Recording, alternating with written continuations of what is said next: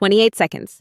That is the exact length of the final footage we have of Lars Mittank. He wasn't a spy. He wasn't a criminal.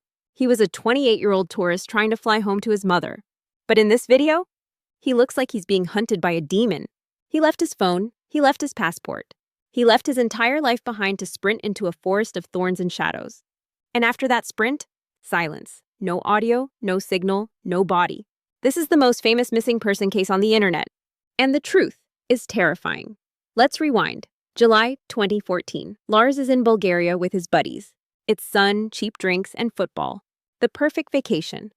Until the last night, Lars gets into a fight. We don't know who started it. Maybe rival football fans, maybe a local gang. But the result is brutal. A ruptured eardrum. The doctor gives him the bad news. You can't fly.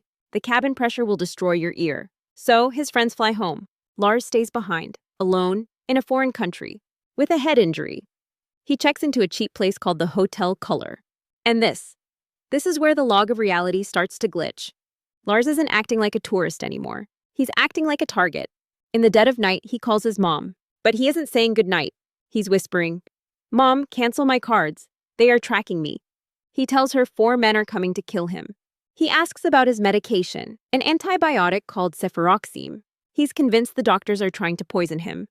Imagine being in a cheap hotel room thousands of miles from home, watching the door handle, waiting for it to turn. Was it paranoia, a side effect of the concussion? Or was someone actually in the hallway? He packs his bags. But he doesn't leave a diary or a note explaining who they are. He just waits for dawn. He survives the night. He catches a taxi to the airport. He's safe now, right? The airport is full of police, cameras, and people. He just needs to see the airport doctor, get the okay to fly, and go home. He was 15 minutes away from freedom. He never made it. Lars walks into the medical center at Varna Airport. He's calm. He has his luggage. He sits down. Then a construction worker walks in to do some renovations. Just a guy in a vest. But something inside Lars snaps. A primal switch flips. According to the doctor, Lars jumps up and screams his last words. "I don't want to die here. I have to get out."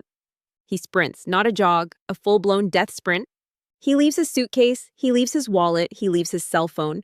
He runs out of the terminal, across the tarmac, and climbs an 8-foot barbed-wire fence like it's nothing. He disappears into a field of sunflowers bordering a dense forest. And that is it. No thermal signal, no footprints.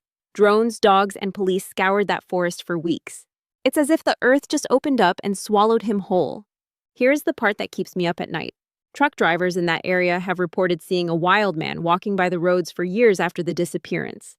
Is Lars Mittank living in the woods, afraid to come out because he thinks the 4 men are still waiting? Or did he succumb to the elements in that forest, his bones hidden under the leaves? We have the footage, we have the log, but we don't have Lars. Sometimes the monsters aren't under the bed. Sometimes they're in your head, and sometimes they win. If you think vanishing from an airport is impossible, you haven't heard the story of the nursing student who crashed her car and evaporated into thin air within 7 minutes. Tomorrow. Where is Maura Murray? The 20-year mystery. Hit that subscribe button so you don't miss the signal. You won't believe what they found in her car.